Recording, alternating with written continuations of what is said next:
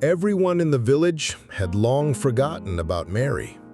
Her little wooden house stood at the edge of the forest, its roof sagging, and the garden overgrown with weeds.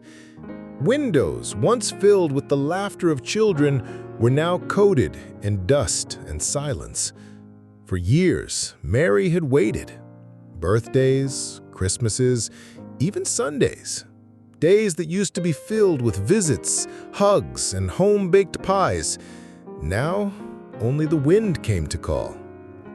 But Mary never stopped setting the table for two. She always believed someone might come back. People whispered about her in town. "That old lady's lost her mind," some said.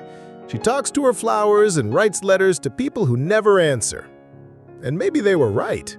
Mary's only companions were her knitting needles and the ticking clock that marked every quiet hour. She used to be the village teacher, the one who dried children's tears and told stories by lantern light. But time moved on. The children grew, moved to cities, and never looked back. Still, every morning, Mary walked down the dirt path to the tiny chapel where an old monk named Brother Thomas sat sweeping the front steps. "Still no visitors, Mary?" he'd ask gently. She would smile. "Not yet, but I believe someone will come, one day." Brother Thomas would nod with his kind eyes.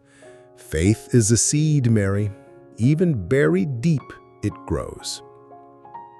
It was the first snow of the season when everything changed.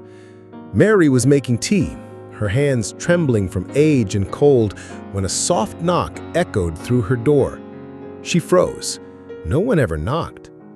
She opened it slowly, expecting maybe the wind or a stray cat. But there stood a boy, no more than 8, dirt on his cheeks, holding a paper bag and a letter crumpled in his small hands. I think this is yours," he said, holding out the letter. "It was with my grandma's things. She passed away last week.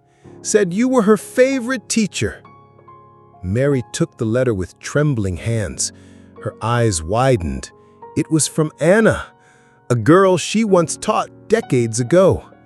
The letter had never reached her. Until now. The boy's name was Luca, Anna's grandson. He had walked miles after school, guided only by a story his grandmother used to tell him about a kind teacher who gave her courage when she had none. Mary welcomed him inside. For the first time in years, her home was filled with laughter again. They drank tea. She told him stories. He asked questions. She cried. He listened. And just like that, the silence broke. Word spread in the village about the boy who found the old teacher, about how she still remembered everyone's names. Children began to visit, curious about the woman who once taught their parents. The garden was cleaned, the roof was fixed. Mary's home became a place of light again. One afternoon, as the sun painted gold across the hills, Mary sat outside with Brother Thomas. He smiled at the sound of children playing nearby. "You were right," he said. "Someone came." Mary held her cup of tea, her eyes moist with peace. "All I did was wait with love." Sometimes the smallest knock on the door can open the biggest piece of our hearts. Never underestimate the power of showing up. One small visit, one gesture of kindness can restore a life. If this story moved you, there are many more waiting to be told. Watch our next video and let your heart keep learning, healing, and growing.